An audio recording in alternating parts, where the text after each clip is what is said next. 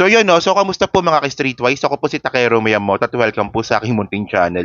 So mga kababayan, siguro karamihan naman sa atin ay aware na kahapon po ay nai-public yung update po sa ICC regarding po dito po sa mga ibang PNP generals na sangkot po sa drug war at saka sa crimes against humanity. So ibig sabihin nun, sila po ay sangkot sa kaso. Okay. So ngayon mga kababayan no, sa mga hindi lang nakakaalam no, kasi medyo late na rin to pero for the sake doon sa mga taong hindi pa nakakaalam, ito po yung mga pangalan na binanggit po ng ICC.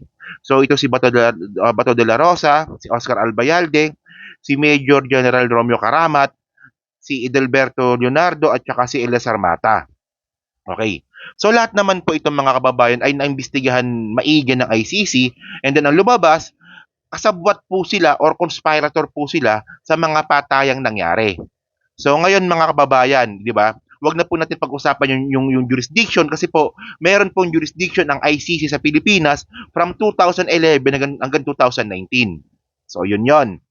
Pero mga kababayan, no, kasi si De La Rosa kilala na natin. Alam na po natin kung ano yung naging partisipasyon niya sa drug war ni Duterte. So hindi na natin masyadong pag-uusapan 'yan.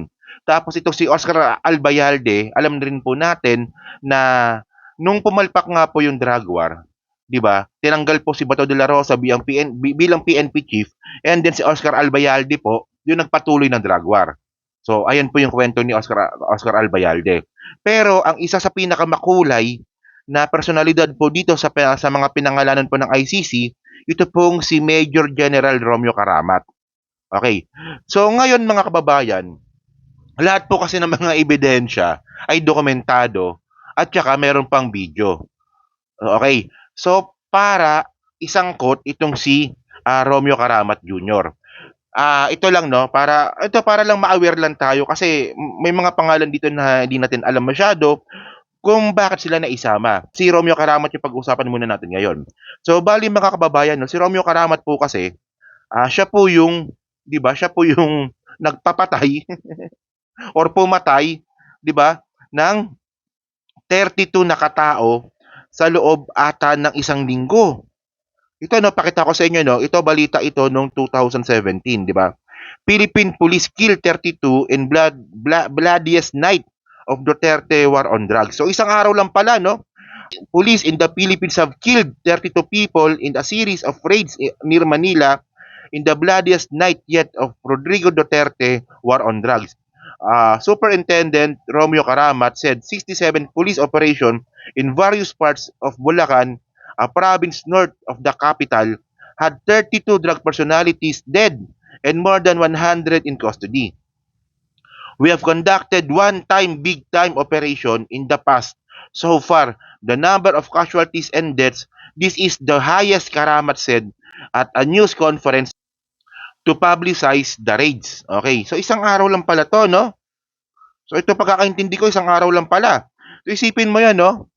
Nagpapatay ka ng 32 na katao sa isang gabi. So yun mga kababayan.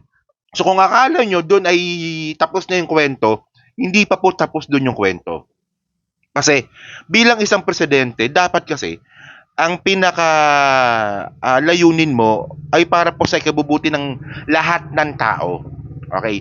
Una kasi mga kababayan, itong mga tao po na sinasabing na tigok nung panahon nga po ni Karamat na 32 na katao, hindi po sila dumaan ng due process.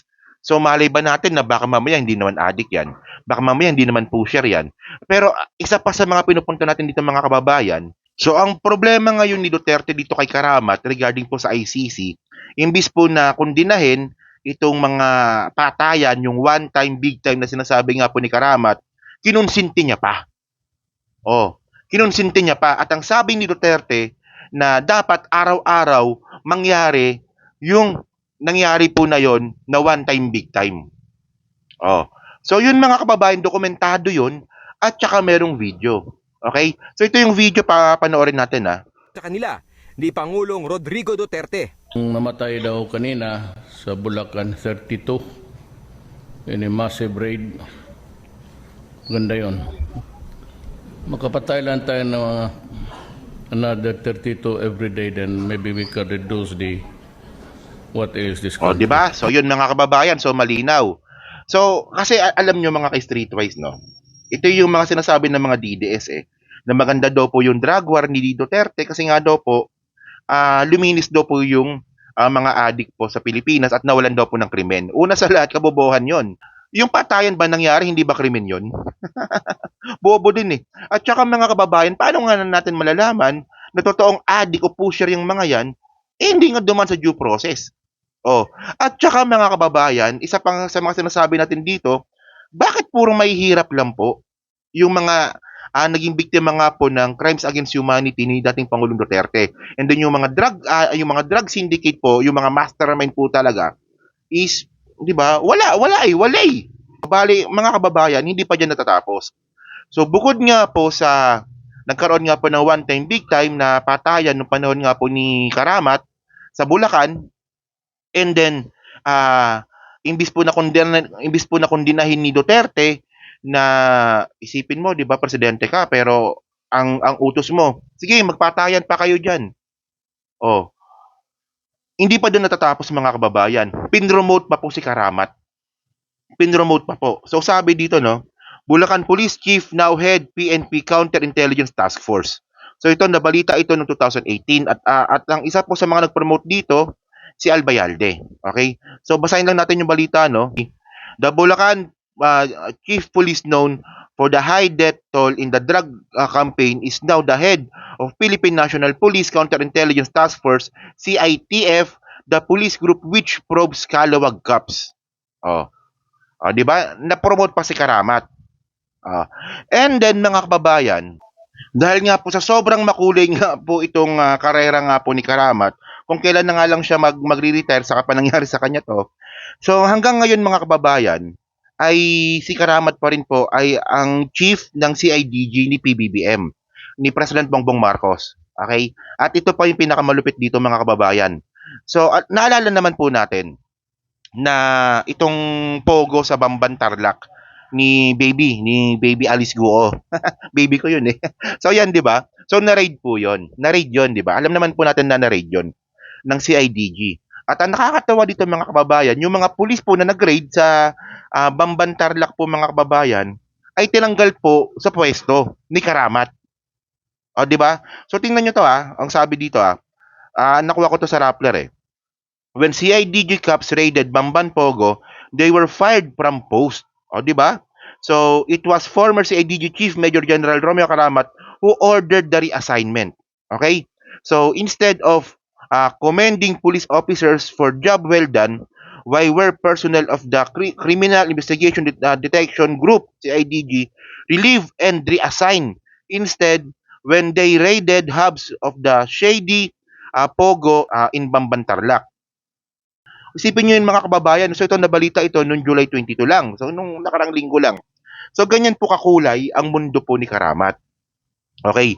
So ngayon mga ka-streetwise, no? So syempre, mapapa-question tayo na nung panahon ni Digong, itong si Karamat nga po ay nagpapatay nga po ng 32 na katao without due process, pinuri ni Duterte, pinromote ni Albayalde. Tapos ngayon, yung mga police or mga CIDG po na nag-raid nga po sa Pogo ni Duterte. Naniniwala ko si Duterte yan eh. Yung Pogo na yan. Ang ginawa po ni Karamat, ni-reassign, tinanggal sa pwesto. So medyo, di ba, kung titingnan natin, talagang, ewan ko ba, talagang maka-Duterte talaga ito. So ang question natin dito mga kababayan, anong gagawin ni PBBM dito? Di ba? So, kasi ito yung sinasabi ninyong walang jurisdiction ng ICC. Totoo yun. Ngayon, walang jurisdiction ng ICC. Hindi pwedeng sabihan ng ICC ang Pilipinas na, oy Marcos, tanggalin mo na nga si Karamat. Wala na kasing good jurisdiction ng ICC. Ganyan lang naman po kasi ka-basic po yun. Huwag po nating dituhin ang mga tao. Okay? Walang jurisdiction ng ICC ngayon, 2019 hanggang 2024. So, wala nang karapatan ng ICC para, di ba, mag-request or utusan si Presidente Bongbong Marcos na tanggalin si Karamat sa serbisyo. Kasi nga sangkot sa drug war. Kasi nga wala ng jurisdiction. Pero mga kababayan, yung nangyari pong mga atrocities ng drug war po from 2011 to 2019, meron pong jurisdiction po doon ng ICC. At mga kababayan, base po sa pinirmahan po natin sa The Hague, noong 2011, nung pumasok po tayo sa ICC, hindi pwede na pag umalis sa ICC na yung kaso tigil na. Kasama po yan doon sa pinirmahan natin. Hindi pwedeng maging dahilan na wala na tayo sa ICC doon sa mga crime against humanity na nangyari po nung panahon ni Duterte. Kasi nga miyembro pa tayo noon. Huwag nyo kasing lituhin kasi itong mga DDS talaga mga bobo talaga ito eh. Okay? So ngayon mga kababayan no, bago tayo magtapos, ano nga po masabi nyo nga po dito sa napakakulay po na buhay at karera po ni Police General Karamat. Okay? So kayo ba, agree ba kayo dito na kailangan na siyang tanggalin ni PBBM?